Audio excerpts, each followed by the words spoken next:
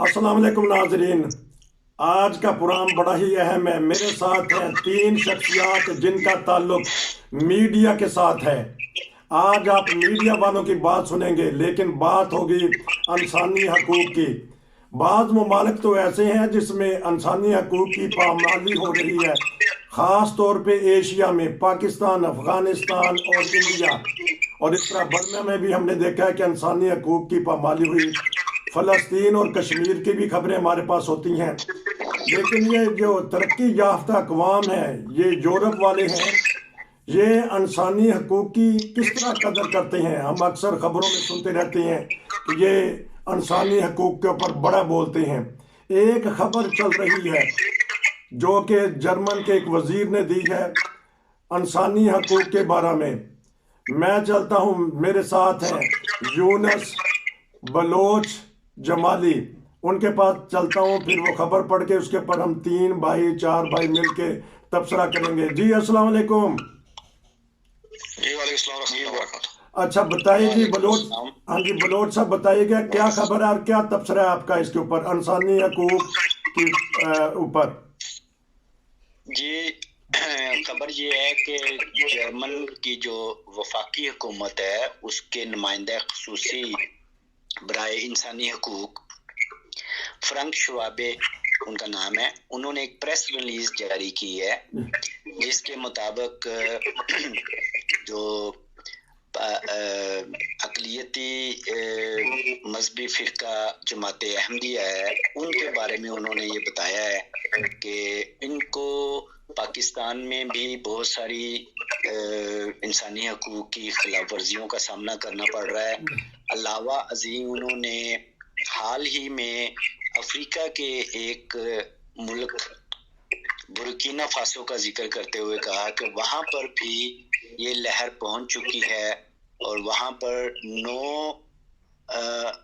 अहमदी अफराद को शहीद कर दिया गया सिर्फ इस वजह से कि उन्होंने अपने आप को मुसलमान और ला इलाहा इल्लल्लाह मुहम्मद रसूलुल्लाह के ऊपर ईमान का इजहार किया और इस वजह से उनको शहीद कर दिया गया या मार दिया गया।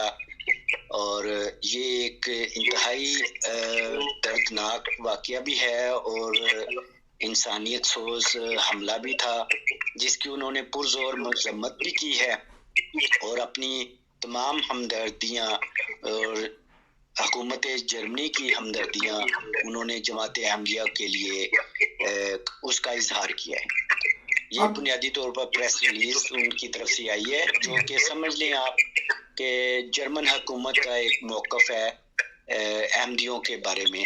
तो ये थी बात। इंसानी हकूक़ के हवाले से जर्मनी की हुकूमत पहले ही पूरी दुनिया में जानी जाती है। हाल ही में ये जो यूरोप में जंग हो रही है, यूक्रेन वार जिसे कहा जाता है, इसमें इंसानी हकूक़ के हवाले से जर्मन हुकूमत बहुत अच्छे इक़दाम कर रही है और यूक्रेन वालों को बड़े खंदा दिली से उनको अपने मुल्क में वेलकम भी कर रही है, बसा भी रही है और साथ ही साथ यूक्रेन को वो मुकम्मल तौर पर फौजी मदद भी कर रहे हैं। लेकिन हाल ही में उनका जो जर्मनी का एक बड़ा ही मशहूर टैंक है जो पूरी दुनिया में जाना जाता है, लियोपार्ड, उसका नाम है लियोपार्ड 2 उसे कहते हैं। वो इन्होंने अपने मुआहदे के तहत पोलैंड वालों को दिया हुआ था, यानी उसकी काफ़ी तादाद जो है टैंक की वो जर्मन हुकूमत ने पोलैंड को दी थी। तो पोलैंड आगे वो यूक्रेन को देना चाह रहा था जंग में दिफा के लिए या हमला करने के लिए रशिया के अगेंस्ट। तो इस सिलसिले में आजकल इंसानी हकूक़ की बड़ी तंजीमें सरगर्म अमल में हैं, कह रही हैं कि ये जर्मन हुकूमत का एक गैर इंसानी अमल होगा कि जो जर्मन टैंक है लियोपार्ड वो अगर यूक्रेन को देंगे तो इस तरह जंग के शोले और भड़केंगे। भाई बात दरअसल ये है कि ये जो जंग शुरू हुई है यूक्रेन की, ये रशिया और यूक्रेन की तरफ से आई है और ये तो शुरू से ही इंसानी हकूक़ की तौहीन है। तो इसमें अगर जर्मन हुकूमत उनको दिफा के तौर पर ये कुछ दे रही है तो इसमें मज़ाइका तो नहीं है।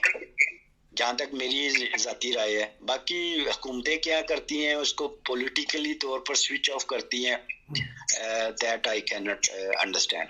تو نصیر بھائی آگے پوچھیں کوئی. اچھا اب میں چلتا ہوں وکیل صاحب کے پاس. انسانی حقوق کی پامالی, کل شہباز شریف صاحب نے بھی بیان دیا, انٹرویو دیا ہے اور کہا ہے کہ کشمیر میں انسانی حقوق کی خلاف ورزی ہو رہی ہے, اور ہم نے فلسطین کے بارے میں بھی سنا. لیکن جو پاکستان میں انسانی حقوق کی خلاف ورزی ہو رہی ہے بعض اقلیتوں کو لے کر, بعض فرقوں کو لے کر ٹارگٹ کیا جا رہا ہے. آپ بتائیں, آپ وکیل ہیں, ہائی کورٹ کے ایڈوکیٹ ہیں, جانتے ہیں دہشت گردی کی کو اچھی طرح جانتے ہیں, وہاں انسانی حقوق کی.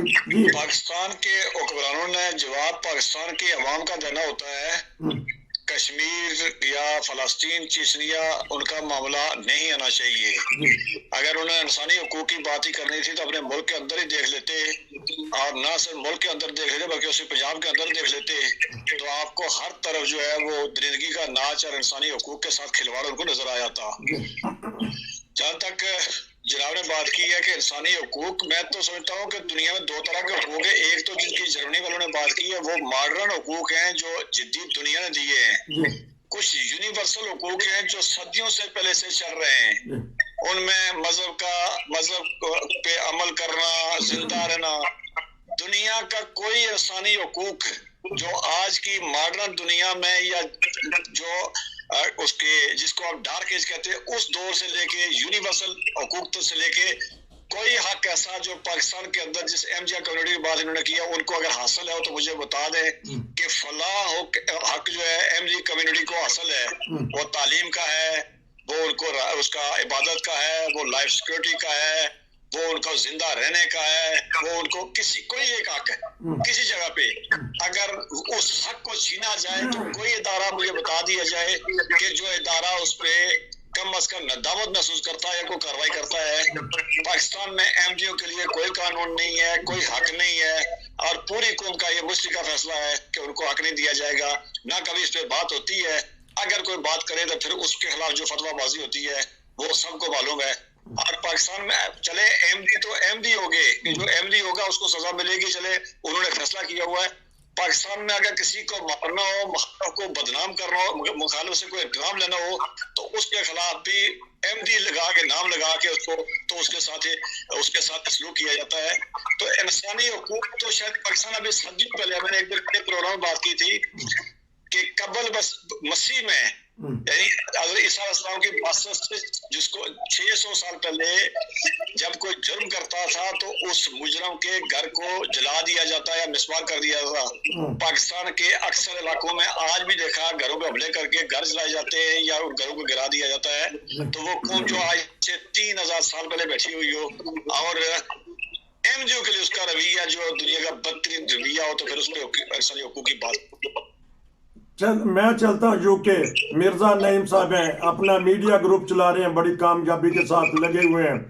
میں ان سے پتہ کروں گا, انگلینڈ کا جو وزیر اعظم ہے ہندو ہے, جو میئر ہے لندن کا وہ مسلمان ہے, کہیں کبھی آپ کو کوئی تنگی ہوئی ہے عبادت میں, اپنی تبلیغ میں, یا اپنی جو انسانی حقوق ہیں اس کی ادائیگی میں, جو آپ کو مذہبی حقوق ہیں اس کی ادائیگی میں؟ جی بتائیے گا مرزا نعیم صاحب یو کے. جی نصیر صاحب, دراصل مسئلہ یہ ہے کہ تقریباً 30 سال ہو گئے یورپ میں, یہاں آج تک کبھی نہیں سنا کسی اقلیت کے حقوق کی وہ تلفی کی گئی ہو, حقوق کو غصب کیا گیا ہو, ان کی آزادی سے انہیں محروم کیا گیا ہو. پاکستان میں اسلامی جمہوری پاکستان ہے اور بدقسمتی سے پاکستان میں اسلام کا دعویٰ کرتے ہیں اور دعوے بڑے دعوے کرتے ہیں, جنت کے اپنے آپ کو مستحق سمجھتے ہیں, مگر ادھر پاکستان میں یہ صورتحال ہے اقلیتوں کے ساتھ انتہائی سختی کا سلوک کیا جاتا ہے, جینے کی ان کی آزادی چھینی جاتی ہے. ابھی حال ہی میں جو ایک دردناک واقعہ پیش آیا افریقہ میں, وہ واقعہ پیش آنے کے اگر آپ پیچھے کی طرف جائیں گے ادھر بہت سارے ہمارے جو اسلامی جمہوری پاکستان سے عالم دین جا رہے ہیں اور جا کے جب وہ دین کی تعلیم دیتے ہیں اس پہ یہ بتاتے ہیں کہ شاید اسلام جو قرآن سے پہلا تھا, تلوار کے زور سے پہلا تھا, یہ نہیں بتاتے کہ جو حضرت محمد مصطفیٰ صلی اللہ علیہ وسلم کی تعلیم ہے وہ جو امن کی تعلیم تھی. سب سے بڑی مثال تو اس وقت ملتی ہے کہ جب حضرت محمد مصطفیٰ صلی اللہ علیہ وسلم نے جب وہ مکہ کی فتح ہوئی ہے تو اس وقت حضور نے یہ فرمایا تھا لا تصریب علیکم اليوم کہ آج کے دن کسی سے کوئی بدلہ نہیں لیا جائے گا، بالکل اور خاص کسی کو یہی کہا تھا کہ آپ اپنی عبادت اپنی مرضی کے مطابق کر سکتے ہیں، مگر تلوار نہیں اٹھانی. اگر تلوار اٹھائیں گے تو اس کے مقابلے میں تلوار اٹھے گی. اگر اسی طرح دیکھا جائے تو جو مکہ میں اسلام پھیلا ہے، جو نبی کریم صلی اللہ علیہ وسلم کے دور میں اسلام پھیلا ہے، وہ تو محبت سے پھیلا تھا. وہ اس وقت جب حضور فاتح مکہ ہوئے تو اس وقت لوگ جو کہہ رہے تھے اور اسلام میں داخل ہو رہے تھے، اس لیے کہ حضور نے انہیں فرمایا تھا کہ آپ آزادی کے ساتھ زندگی بسر کر سکتے ہیں، اپنے مذہب کے اوپر رہ کے زندگی بسر کر سکتے ہیں. مگر اس وقت یہ صورتحال تھی، ان لوگوں نے دیکھا جب ہم لوگوں نے اتنا ظلم کیا، اتنا ستم کیا، محمد مصطفیٰ صلی اللہ علیہ وسلم کو ساری زندگی تکلیفیں دی، اور یہ شخص یعنی نبی کریم صلی اللہ علیہ وسلم آج پھر وہ محبت کا دعویٰ کر رہے ہیں، کسی کو تکلیف دینے کا نہیں دعویٰ کر رہے، تو پھر لوگ جو اسلام میں داخل ہوئے تھے. آپ پاکستان کی دیکھیں، ہماری بدقسمتی یہ ہے کہ ادھر جو ہماری تعلیم ہے، جو امن کی تعلیم ہے، جو اسلام کی جو بنیاد ہے، اس کو بالکل ختم کیا جا رہا ہے. وہ ہر کوئی کہہ رہا ہے جہاد کس وقت کرنا ہوتا ہے؟ ایسے تو جہاد نہیں ہوتا کہ ایک بندہ گھر میں سکون سے بیٹھا ہوا ہے، مسجد میں عبادت کر رہا ہے، یا گلی بازار میں بیچارہ بچوں کے لیے سامان خریدنے کے لیے جاتا ہے، اس کے بچے بیگم یا اس کے لائقین یہ خبر سنتے ہیں کہ اس کو شہید کر دیا گیا، اس کو قتل کر دیا گیا. یہ کہاں کا اسلام ہے؟ یہ تو اسلام نہیں ہے. اسلام تو وہ ہے جو امن کے ساتھ ہے، جو محبت کے ساتھ ہے. مگر اب محبت والا اسلام تو پاکستان میں ہے ہی نہیں. اور جو اسلام کے بنیادی چیزیں ہیں جس سے ایک مسلمان کی پہچان ہوتی ہے، یعنی اگر سامان فروخت کرے تو خالص فروخت کرے، اگر ایمان کی تربیت دے تو خالص ایمان کی تربیت دے. مگر بدقسمتی سے ہمارے پاکستان میں جوئے کے اڈے ادھر سے ملتے ہیں، وہ زنا کے اڈے ادھر سے ملتے ہیں، شراب کے اڈے ادھر سے ملتے ہیں. ابھی جو حالیہ کی رپورٹ تھی، وہ پوری دنیا میں بہت سے لوگ، بہت سے ممالک ایسے بھی تھے. ابھی جب جو ورلڈ کپ کا جب ٹورنامنٹ ہوا ہے تو ادھر ہزاروں کی لوگ میں تعداد میں لوگ تھے جنہوں نے شراب نوشی کرنا چھوڑ دی. ویسے کہ وہ مسلم ممالک میں جو ٹورنامنٹ ہوا ہے وہ انہوں نے شراب چھوڑ دی. مگر بدقسمتی سے جو رپورٹس ہیں، عالمی رپورٹس ہیں، ان کے مطابق 61% اضافہ ہوا ہے پچھلے سال پاکستان میں شراب پینے میں. اور یہ لوگ جب وہ تعلیم جا کے دیتے ہیں، دوسرے ممالک میں جا کے تبلیغ تعلیم دیتے ہیں کہ اسلام کی تعلیم یہ ہے، قتل و غارت کی جو حال ہی میں افریقہ میں جو واقع ہوا ہے، ہم اور ہماری پوری ٹیم کی طرف سے وہ واقعے کی مذمت کرتے ہیں. میں چلتا ہوں بلوچ صاحب کے پاس. شکریہ. میں چلتا ہوں بلوچ صاحب کے ساتھ. میں پوچھوں گا، انہوں نے یورپ دیکھا ہوا ہے پورا، وہاں کہاں کہاں آپ کو کبھی ایسی انسانی حقوق کی پامالی ملی ہے کہ مسجدوں کو گرا دیا جائے ریاستی سطح پہ، یا مسجدوں کے میناروں کے اوپر آبجیکشن لگایا جائے ریاستی سطح پہ؟ بتائیے گا. 2-3 منٹ میں پروگرام کا ٹائم جلدی سے ختم ہو رہا ہے. ماشاءاللہ تینوں بھائی اچھا بولے ہیں. جی آپ نے بول رہے ہیں؟ نہیں، بلوچ صاحب بولیں گے. بلوچ صاحب 2-3 منٹ میں. جی، بات دراصل یہ ہے کہ یورپ میں مذہب کی آزادی بنیادی طور پر ہر ملک کے آئین کا بنیادی رکن ہے. پہلا رکن یہ ہے کہ آپ اپنے ملک میں آزادی سے رہتے ہوئے اپنے مذہب کے عقیدہ کے اوپر پورا عمل کر سکتے ہیں. یہی بنیادی تعلیم آپ حضرت محمد رسول اللہ علیہ وسلم کے دور سے چلتے ہوئے آپ پاکستان کے دور میں جب داخل ہوتے ہیں تو قائد اعظم رحمۃ اللہ علیہ نے جو پہلی دستور ساز اسمبلی کو تقریر کی تھی، اس میں یہی کہا تھا آپ اپنے مندروں میں جا کے عبادت کرنے میں آزاد ہیں، آپ اپنے گرجا گھروں میں جانے کے لیے آزاد ہیں، ریاست کا مذہب کے ساتھ کوئی تعلق نہیں ہے، آپ پاکستانی شہری ہیں. ٹھیک ہے، اب مجھے یہ بتا دیں، آپ پاکستان کی پوری قوم یہ سن رہی ہے، قائد اعظم رحمۃ اللہ علیہ کا یہ فرمان اگر پاکستان کے کسی ایک ادارے میں بھی عمل پیرا ہوا ہوتا، یہ صرف لکھنے کی باتیں ہیں، یہ پڑھنے کی باتیں ہیں، انہوں نے تاریخوں میں پڑھا دی ہے، بلکہ اب تو کتابوں میں سے بھی یہ چیزیں ختم ہونی شروع ہو گئی ہیں. اب تو صرف اور صرف پاکستان میں ایک ہی چیز ہے بھائی جان، وہ بات یہ ہے کہ وہ والا جو سلسلہ چلا تھا نا کہ پاکستان کا مطلب کیا، لا الہ الا اللہ، وہ ختم ہو گیا ہے. اب اس کی بجائے صرف ایک ہی ہے، پاکستان کا مطلب کیا، ہاں جی چوری ڈاکہ ایک ہی تھا. ہاں ٹھیک. اچھا اب یہ میں حساب ہے. ٹھیک ہے 2 منٹ کے لیے چلا جاؤں گا میں. UK مرزا صاحب آپ سے میں نے پوچھا تھا, آپ کئی دفعہ تصاویر میں ہم دیکھتے ہیں, ویڈیو میں دیکھتے ہیں, خبروں میں بڑے بڑے جو ان سے بادشاہ ہیں وہ مساجد کا دورہ کرتے ہیں, وہ گردوارے جاتے ہیں, وہ مندر جاتے ہیں, یہ وہ رواداری قائم رکھتے ہیں. یہ کیوں اس ملک میں کیوں ہے, ہمارے ممالک میں کیوں نہیں؟ جی بتائیے گا. یار ہمارے ملک میں دراصل صورتحال یہ ہے کہ ادھر مذہبی منافرت بہت زیادہ پھیلائی جاتی ہے. اگر ہم عیسائیوں کے گرجے میں نہیں جائیں گے, وہ ہماری مساجد میں نہیں آئیں گے, ہم ان سے بات نہیں کریں گے, وہ کیسے اسلام کی طرف راغب ہوں گے؟ کبھی بھی نہیں. اسی طرح ہم کسی یہودی سے نفرت کریں گے, عیسائی سے, اور اسی طرح دوسرے فرقے کے لوگوں سے اگر نفرت کریں گے تو کیسے اسلام پھیلے گا, کیسے صحیح اسلام پھیلے گا؟ اس کی وجہ یہ ہے کہ ادھر یورپ میں اس چیز کی آزادی ہے. ہم کسی بھی چرچ میں جا سکتے ہیں, وہ ہماری مساجد میں آ سکتے ہیں, ہماری تعلیم کو دیکھ سکتے ہیں. اور پھر اسی طرح جو اسلام میں جو محبت کا پیغام ہے, جب ہم پیغام دیں گے تو وہ اسلام کی طرف راغب ہوں گے, اور اس طرح انہیں حقیقی جو اسلام کی تعلیم ہے, بنیادی تعلیم ہے, اس کی طرف عمل کرنے کی کوشش کریں گے, وہ آئیں گے. اور ادھر کبھی کسی کے اوپر اس طرح کا کوئی کیس نہیں ہوا کہ فلاں شخص ہماری مسجد میں کیوں آ گیا ہے, چرچ میں چلا گیا ہے, یا گرودوارے میں گیا ہے یا نہیں گیا. یہ جو دین کا معاملہ ہے وہ انسان کا بنیادی طور پہ اپنا ذاتی فیل ہوتا ہے, اس کا ذاتی فیل ہوتا ہے. میں چلتا ہوں وکیل صاحب کے پاس. میں مرزا صاحب کیونکہ وقت تھوڑا ہے, تینوں بھائی نے بولنا, میں چلتا ہوں وکیل صاحب کے پاس. انسان کا ذاتی فیل ہوتا ہے, یہ مرزا نعیم صاحب نے کہا ہے. ریاست کا تعلق نہیں ہے کسی کے مذہب کے ساتھ. 2-3 منٹ آپ بتائیے گا, پھر اس کے بعد پروگرام ختم کرتے ہیں. جی وہ ریاست کا چونکہ پاکستان کے اندر جو ہے جو دیکھا جاتا ہے وہ ریاست کا تعلق ہر اس قانون سازی سے ہے جو 1400 سال پہلے نہیں ہوئی ہے, اور اسی میں ان کی روزی روٹی ہے. کل بھی ایک بل پاس ہوا ہے جو شان صحابہ کے نام پہ ایک پیش ہوا ہے, جو شاید اگلے 2 سے 3 دن میں فقہ جعفریہ کا اس پہ موقف آ جائے گا. اور لگتا یہ ہے کہ زیادہ انہی کے خلاف بنا ہے, کیونکہ آج کل حکومت میں جناب علامہ مولانا فضل الرحمان صاحب آئے ہوئے ہیں, اور اس کے بعد ایک مخصوص ٹیم کی اجارہ داری ہے.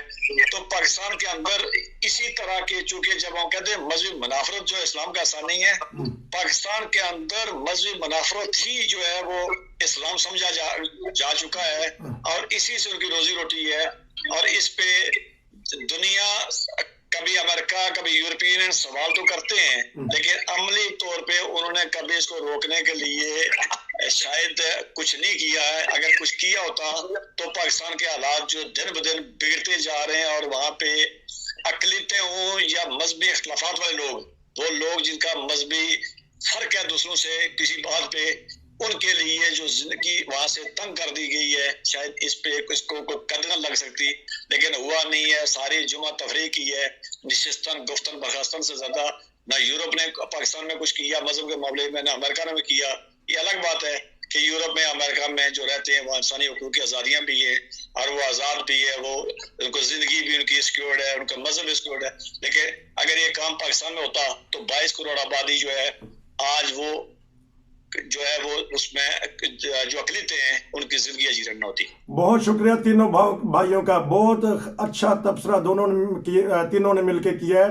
انشاءاللہ ہم آپ کو پھر ایک اور ٹاپک دیں گے, اس کے اوپر بات کریں گے. ناظرین, یہ تھا ہمارا آج کا موضوع, انسانی حقوق کی پامالی پاکستان میں, اور جو یورپی کنٹرین ہیں یا ترقی یافتہ ممالک ہیں وہ انسانی حقوق کو کس طرح خیال رکھتی ہیں. نصیر کو اجازت دیجیے. السلام علیکم.